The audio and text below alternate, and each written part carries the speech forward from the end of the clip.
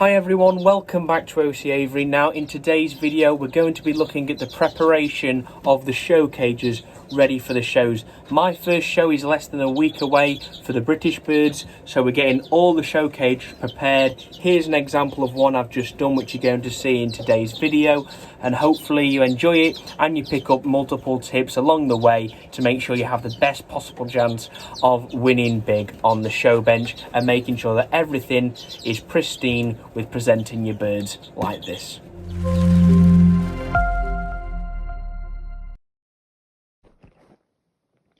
So we begin with a bit of an obvious statement, which is to take your cage apart, disassemble it, and that includes taking out the front. So as you can see, I am struggling a bit here, and the reason being is with them newly being painted, the bars are slightly thicker when they were put back together due to that extra layer of paint, but nothing to worry about. So that's our dirty cage to begin with after being used for training. So I've took mine to the bathroom here to put in the bath. If you want to wash them down somewhere else, that's fine, but we're going to wash them down with just some soapy water and a sponge. And I've got a scrubby sponge here with a harder back, and the idea of that is it's just so much easier to clean all the poo off, all the mess and anything like that, than a bit of a rag. It gets in those little grooves that you need it to, and it's removing any of the mess that's in there. That could be seed, that could be poo, that could be anything like that from what the birds will make in the cages, especially when you're training them, is because they do make a mess, whether that be, them flicking stuff about, and not only that, but you want to clean your perches as well. That's important, and just try and get anything excess off them, because you need clean perches for your show cages. It's very important.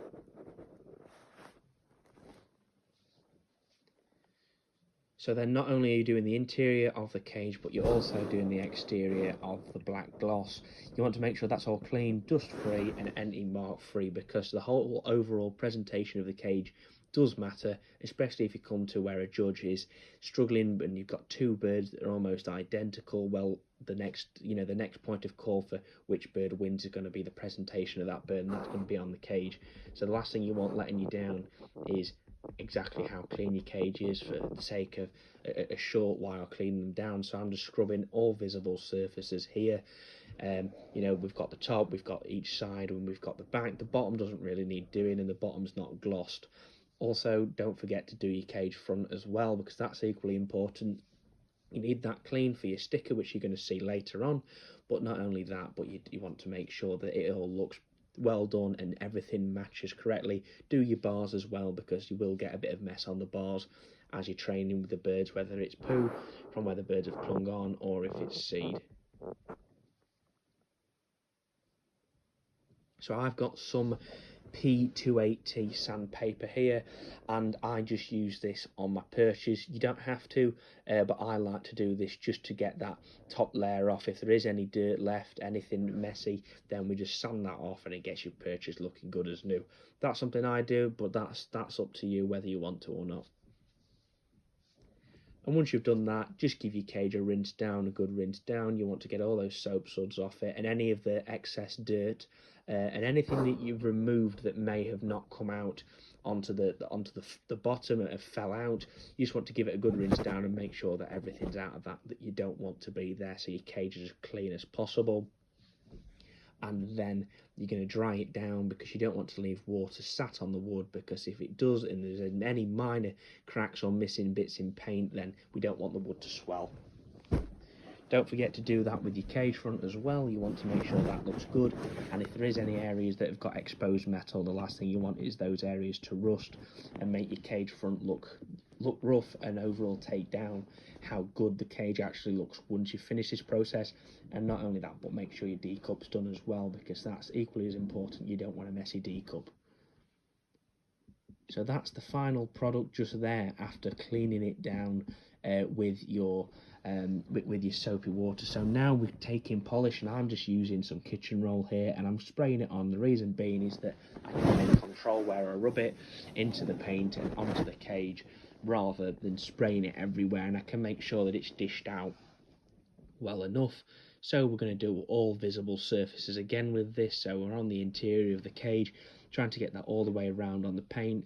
It is a gloss paint, remember, So you are looking to have that shine on it as best as possible, and make sure the cage is looking in top form as you need it to be.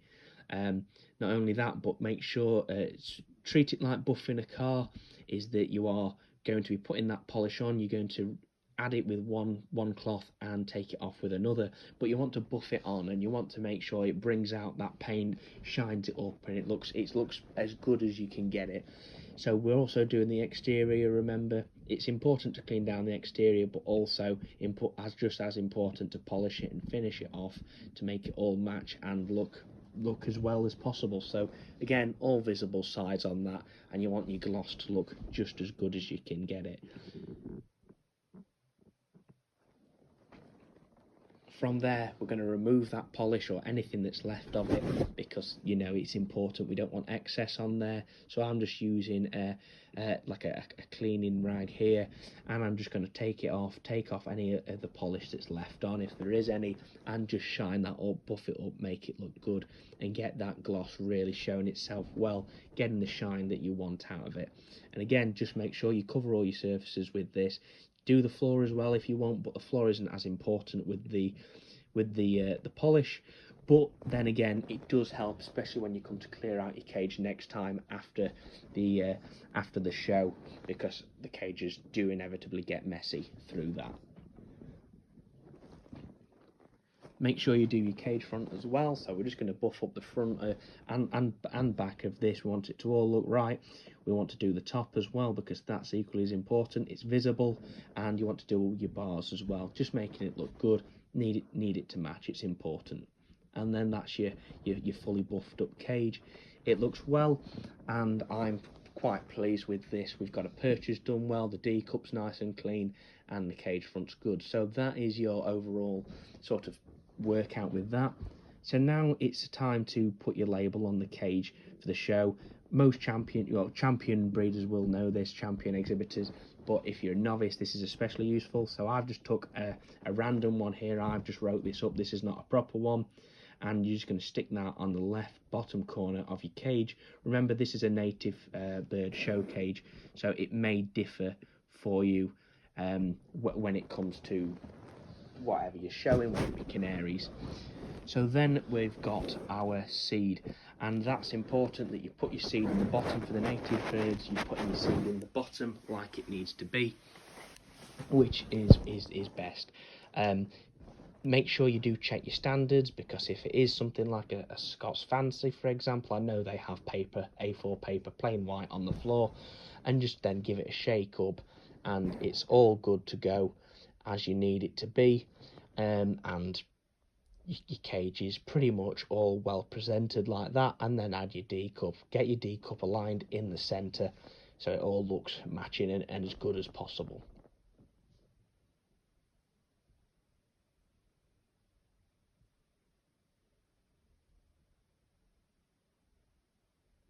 So you can see that we've got an example bird here. Like I said earlier, class 1 and cage 1 on the label is just something I've wrote up. This is not an actual one. And then you're going to fill up your water and your drink, and this is on the show day. You're going to get something like this little squeezy bottle here, and you need to make sure that you only fill your D cup halfway. If you fill it all the way up, it's going to encourage the bird to bath, and then you're going to get a wet, soggy bird that's being judged and will do nowhere near as well as it should do on the show bench for you. Just remember that. Make sure you do that on the show day. The bird can reach the water just fine at halfway full. As it puts its head out, the show cage hole drinking thing, and that's just going to work best for you, hopefully, and you're not going to get a bird bathing, which is the last thing you want it to do. So then this is the greenfinch in the end product. You know, this is a good greenfinch cockbird I bred this year. Lovely looking bird, great colour, well, good enough colour. The size and the shape is relatively good, but we're going to see how that performs at the shows over this show season this winter. Just something to remember with your show cages. Make sure, especially if you are a novice and you're starting out and you might have brought in some new show cages, make sure there's nothing that could make your cage be looked at as a marked cage, because the last thing you want to do is be accused of cheating. So that could be something like a split ring on one of the bars on the cage. That could be something like a mark which makes your cage distinguishable from the rest of the cages. Ideally, you want your show cage to look almost identical to all of those others on the show bench, so there's no accusation of cheating. But if your cage is cleaner, glossy, shinier than the next fanciers, well, good for you, and that's a bonus. That's nothing to be marked down for, but just make sure you are aware of that, because you don't want to be marked down for anything that might not be your fault. Hi everyone, thank you very much for watching the video. If you'd like to see more tips and tricks like this of keeping British birds and canaries, then make sure you subscribe down below and you hit the like button on this video so you get to follow along with more videos like this, as well as looking at the birds throughout the seasons, including the breeding season when we've got a lot of excitement going on. Not only that, but if you'd like to see more of the birds, then make sure you're following OC Aviary on Instagram and Facebook so you don't miss anything. Thank you very much for watching, and I'll see you in the next video.